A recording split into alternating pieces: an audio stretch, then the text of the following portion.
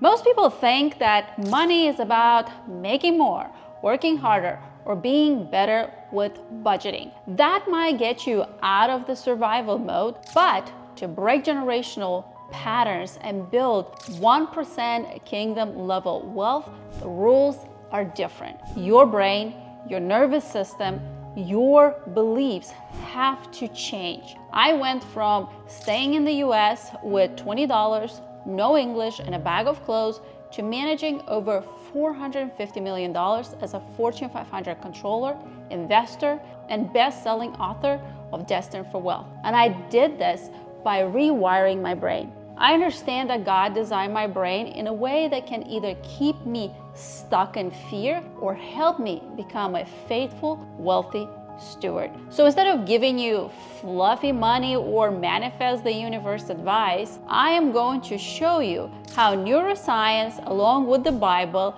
and simple systems, can literally retrain your brain to build wealth with God, not without Him. This might be the most important money conversation you've ever had. Part 1, God designed brain, God designed wealth. In the early 1900s, a young man named John D. Rockefeller grew up watching his father cheat people and disappear for months. He saw instability, not safety. That kind of childhood wires you for fear. But instead of repeating his father's chaos, he quietly studied numbers, patterns, and planning. He tithed from his first paycheck. He created structures where there hadn't been none. Neuroscientists would say he rewired his reward systems around discipline and long-term vision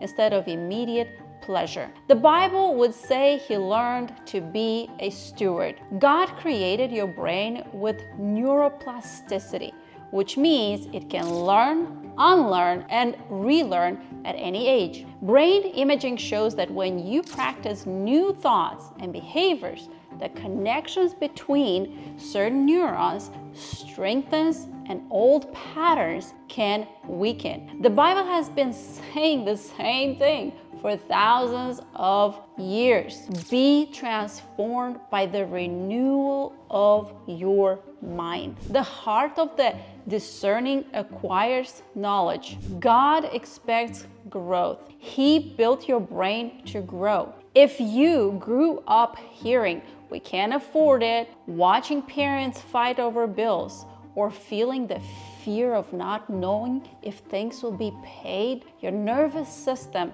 stored that. It wired money together with danger and shame. Maybe you recognize it now. Your chest tightens up whenever you open your bank account. You feel guilty spending and scared of saving or investing. You want to invest, but your body freezes when you try to start. That's not you being bad with money. This is your God-designed brain doing exactly what it was trained to do: protect you from what it thinks is a threat. But here's the hope. The same brain that wired in fear can, with God and intentional practice, wire in wisdom, peace, and stewardship. Most people don't have a money problem. They have a mindset system that they never updated. So let's update it.